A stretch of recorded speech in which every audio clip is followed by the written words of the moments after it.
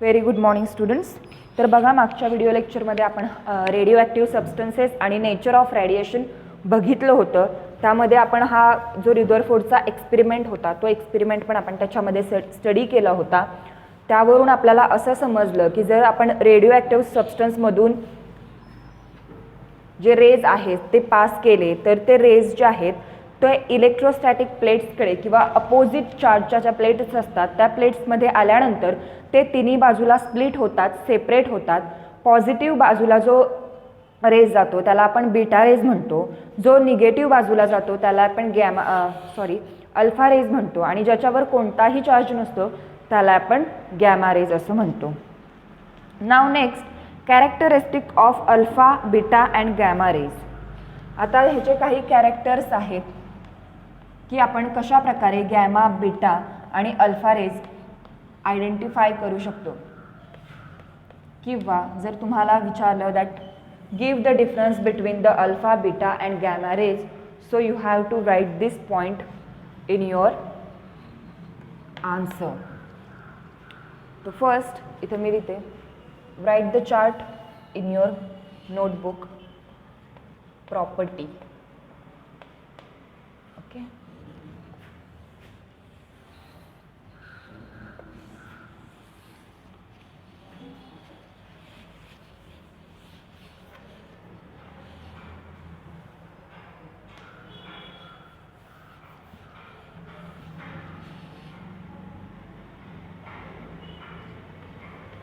gamma rays.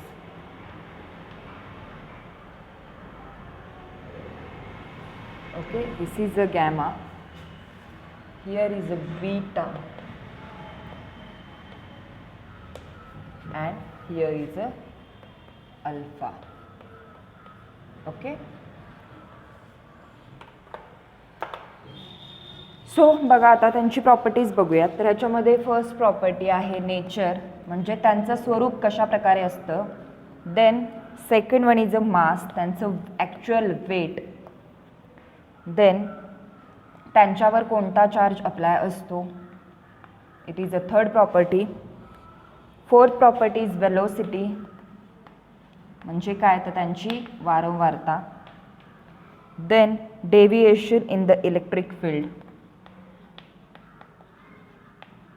Deviation in electric field, EF means electric field. Then 6 penetrating power. Penetrating म्हणजेच काय तर भेदन शक्ती. एखाद्या पदार्थाचा पृष्ठभाग तो किती स्पीडमध्ये भेदू शकतो, त्याला किती छेदून तो किती जोरात किती स्पीडमध्ये जाऊ शकतो, यावरून आपण त्या किरणांची भेदन शक्ती ठरवू शकतो. देन आयोनायझेशन पॉवर, म्हणजे त्यांचं आयनीभवन कशा प्रकारे होतं, त्यांच्यामध्ये आयनीभवनाची शक्ती किती आहे हे आपल्याला त्यावरून समजतं. And last one, power to produce fluorescence.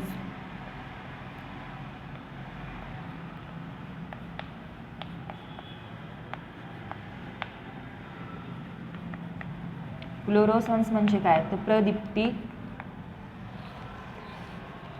त्याला आपण फ्लुरोसन्स असं म्हणतो. Okay, now first property is a nature.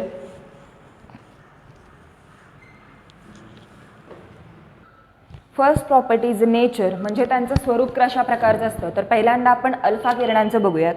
Alpha, that current of alpha particles. Alpha particles current कसे असतात, He++ अशा स्वरूपामध्ये आपल्याला त्याचं नेचर दिसून येतं.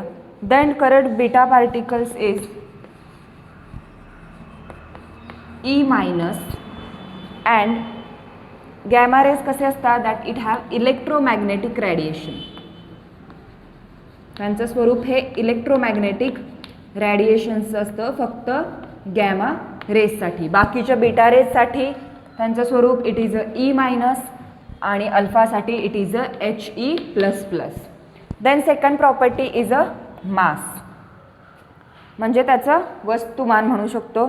तर मास अल्फाचं आहे it is 4.0028 Dalton.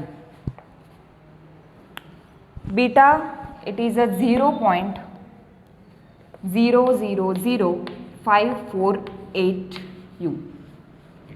And for gamma rays have no mass. आता गॅमा रेजला मास का नसतं? Because gamma rays does not contain any charge. जर एखाद्या सबस्टन्सवर कोणताही चार्ज अवेलेबल असेल तरच त्याला एक मास अवेलेबल होतं. बट जर कोणताही सबस्टन्स जर चार्ज कॅरी करत नसेल, so that type of substance does not have any mass because it does not contain any charge. So next property is a charge. Alpha contain +2 charge,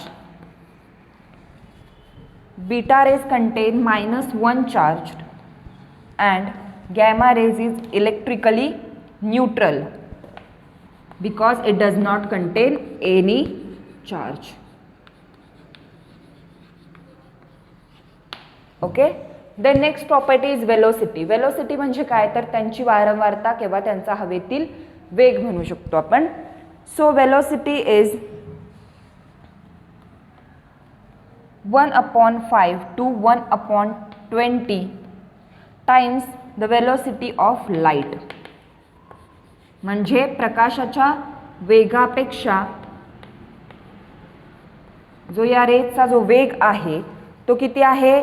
1/5 to 1/20 times. Then beta rays, it is a 1/5 to 9/10 times the velocity of light. हा प्रकाशाच्या वेगाच्या 1/5 ते 9/10 एवढा आहे. And for the gamma rays, same as the velocity of light. आणि gamma रेजची जी velocity आहे ती लाईटच्या वेलोसिटी एवढीच असते. म्हणजे प्रकाशाच्या वेगा एवढाच गॅमा रेजचा वेग आपल्याला पाहायला मिळतो. Then deviation in electric field. म्हणजे डेव्हिएशन म्हणजेच काय तर विचलन होणे, त्यांचं सेपरेशन होणे, त्यालाच आपण काय म्हणतो? Deviation in electric field. म्हणजे इलेक्ट्रिक फील्डमध्ये एंटर केल्यानंतर ह्या रेज कशा प्रकारे सेपरेट होतात, त्यांची हालचाल कशी होते, त्याला आपण डेव्हिएशन असं म्हणतो. So in electric field attracted toward negatively charge plate. जे अल्फा आहेत ते निगेटिव्ह चार्ज प्लेटकडे अट्रॅक्ट होतात.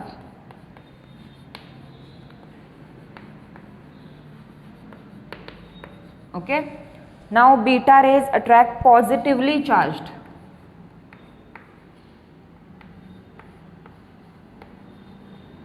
पॉझिटिव्ह चार्ज प्लेटकडे बीटा रेज अट्रॅक्ट झालेले दिसून येतात. आणि गॅमा रेज नॉट डेव्हिएटेड म्हणजे यांचं विचलन होत नाही. यांचं विचलन होत नाही. ते सरळ मार्गाने, आपण मगाशी डायग्राममध्ये बघितलं की ते आहेत त्याच मार्गाने सरळ गेलेले दिसून येतात. परंतु जे बीटा रेज आहेत ते वरच्या मार्गाने पॉझिटिव्हकडे अट्रॅक्ट होतात आणि गॅमा रेज खालच्या बाजूने म्हणजे निगेटिव्ह साईडने अट्रॅक्ट झालेले आपल्याला दिसून येतात. देन पेनिट्रेटिंग पॉवर म्हणजेच भेदनशक्ती. जसं आपण मगाशी बघितलं की त्यांची जी एखाद्या आपण पुठ्ठ्याचा तुकडा ठेवला तर त्या पुठ्ठ्याच्या तुकड्याला ते किती स्पीडमध्ये भेदून त्याच्यामध्ये होल तयार करतात यावरून त्याची भेदनशक्ती ठरवली जाते. तर पेनिट्रेटिंग अल्फाची बघा तर समजा ते फक्त 0.02 मिलीमीटर एवढा जो ॲल्युमिनियमचा पत्रा असेल त्याला ते भेदू शकतात किंवा ॲल्युमिनियम प्लेट ते भेदू शकतात. देन बीटा रेज काय आहेत तर ते 2 मिलीमीटर एवढा जाडीचा ॲल्युमिनियमचा पत्रा भेदू शकतात.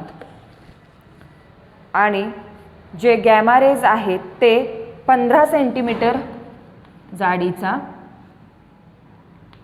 ॲल्युमिनियमचा पत्रा सहजपणे भेदू शकतात. म्हणजे यावरून आपल्याला काय समजलं तर गॅमा रेजची जी भेदनशक्ती आहे, एखाद्या पदार्थाला भेदून जाण्याची जी गॅमा रेजची शक्ती आहे ती बीटा रेज आणि अल्फा रेजपेक्षा सर्वात जास्त आहे आणि अल्फा रेजची भेदनशक्ती सर्वात कमी आहे. हे आपल्याला यावरून समजते. त्यानंतर आहे पुढची प्रॉपर्टी आयोनायझेशन पॉवर, म्हणजे त्यांची आयनीभवन शक्ती.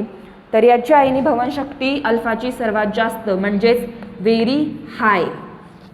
त्यानंतर बीटाची आहे लो आणि गॅमा रेजची सगळ्यात लो म्हणजे व्हेरी लो. त्यानंतर पॉवर टू प्रोड्यूस फ्लोरोसन्स म्हणजे प्रतिदीप्ती निर्माण करण्याची जी शक्ती आहे ती आपल्याला अल्फा रेजमध्ये व्हेरी हाय म्हणजे सर्वात जास्त आहे, बीटा रेजमध्ये व्हेरी लो सर्वात कमी आणि गॅमा रेजमध्ये लो म्हणजे कमी प्रमाणात आपल्याला दिसून येते. तर अशा प्रकारे alpha, beta and gamma this three rays is characterised by following properties. There are totally 8 properties. First one in the nature. अल्फाचं नेचर काय बघितलं आपण, that current alpha particles is He++, beta current alpha beta particles is E- and for gamma rays electromagnetic radiation. Second, mass. Alpha have 4.0028 U, beta have 0.00548 U and gamma have no mass. Then third, charge. Alpha contain +2 charge, beta contain -1 charge and gamma have electrically neutral because it does not contain any charge. Then velocity. Alpha have 1/5 to 1/20 times velocity of light, beta have 1/5 to 9/10 times velocity of light and gamma have same as the velocity of light. Next one is a deviation. So alpha attract to the positive charged plate, beta attracted towards the positive charged plate, alpha attracted to negative charged plate and in gamma there is a no deviation. Then penetrating power. Alpha can penetrate 0.02 millimeter aluminum plate, beta penetrate 2 mm aluminum plate and gamma penetrate 50 centimeter aluminum plate. The next one, ionization power. In alpha rays it have very high ionization power, beta have low and gamma have very low ionization power. And the last one, power of produce fluorescence, that alpha have very high, beta have very low and gamma have low power. So these are the different characteristics of alpha, beta and gamma rays. Then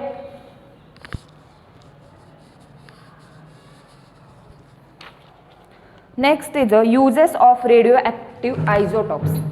आयझोटॉप्स means what, there is समस्थानिके ज्याला आपण म्हणतो. म्हणजे आयझोटॉप्स म्हणजे काय, हे काही असे पदार्थ जे एकाच प्रकारची प्रॉपर्टी शो करत असतात, एकाच प्रकारचे गुणधर्म दाखवत असतात, त्यांना आपण आयझोटॉप्स असं म्हणतो. तर इथं काही त्याचे युजेस आहेत ते बघूयात.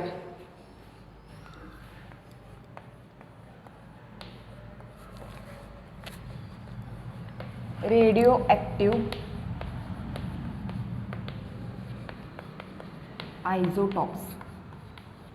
Okay, so first one, it is a misconception that radioactive elements are used only for making an atom bomb. म्हणजे हे एक फक्त आपल्याला माहीत आहे, एक आपला गैरसमज आहे की आपण असे पदार्थ जे आहेत ते फक्त अणुबॉम्ब बनवण्यासाठी वापरतो. तर नाही, अशा प्रकारची आपण वेगवेगळ्या इंडस्ट्रीमध्ये वापरू शकतो, वेगवेगळ्या फील्डमध्ये वेगवेगळ्या क्षेत्रामध्ये आपण वापरू शकतो. त्यामध्ये सायंटिफिक रिसर्च,